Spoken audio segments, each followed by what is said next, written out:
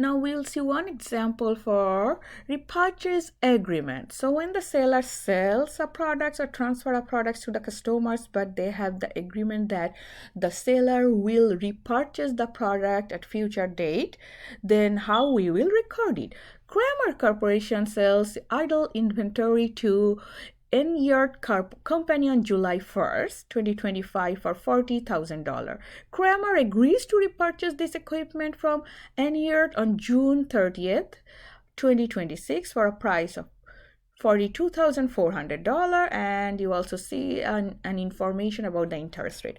Now, if you review the slides where we discussed with this repurchase option and how we're going to record it, there might be two scenarios. The repurchase price could be higher than the original sales price, and if this is the case, then we call it as financing agreement. So here repurchase price is $42,400, and the first time sales price that when they did at the beginning is $40,000. So it is basically a financing agreement. And whenever you will see a financing agreement, you have to record your interest.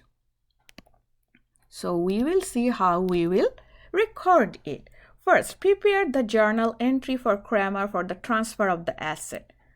Look the information here. It is a financing agreement. It's not an actual sales. So here on that day when they transfer the machine to Enyart, they cannot record it as a sales revenues. Rather, it's kind of a borrowing they are getting, so they will record as a liability.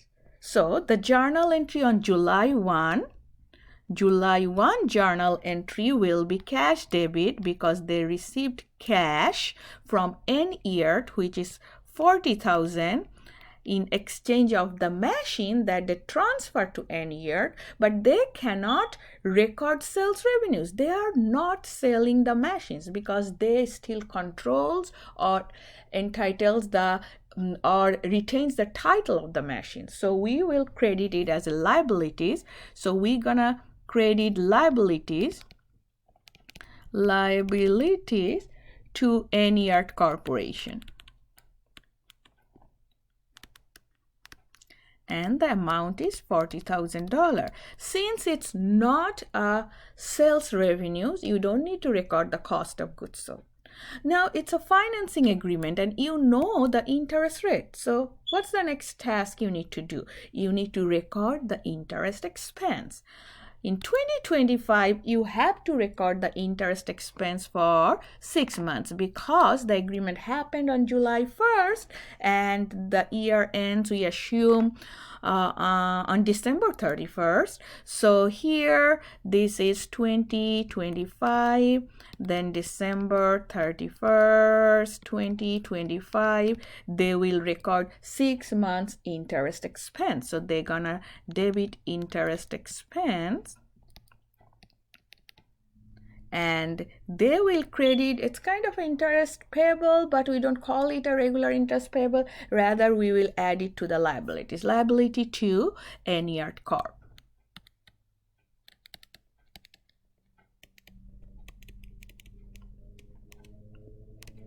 And for 6 months interest, you can calculate it $40,000 multiplied by 6% and multiplied by 6 over 12 or half, which will give you $1,200. So they will record $1,200 interest expense debit and liability to Enyart Corporation also $1,200.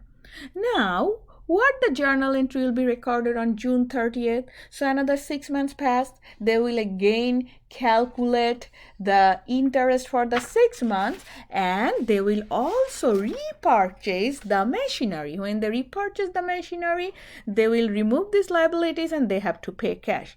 Look here, we did not record any machinery or equipment and we didn't record any sales revenue. So we just, although physically the machine is transferred and will be back to Kramer, it's not actually a sales transaction. So the transaction that you have to do on June 30th June 30th, 2026.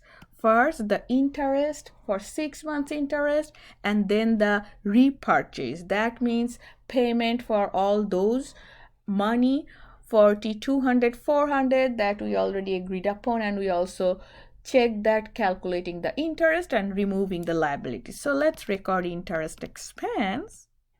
Interest expense debit for the 6 months is again 1200, and liability to Enyart Corp. To Enyart Corp. Now the last thing, they will record the repurchase, or the equipment will be transferred to Kramer again, and they're gonna pay cash, and they will remove the liabilities because they are paying the whole amount now at the end of the agreement. So let's debit liability to Enyart Corp and credit cash. How much they paid? These 40,000 plus those interest, and all together is 42,400. So this is how we record when there is a repurchase agreement. Remember, repurchase agreement, if the repurchase price is higher than the first selling price, it's a financing agreement and you cannot record it as a sale.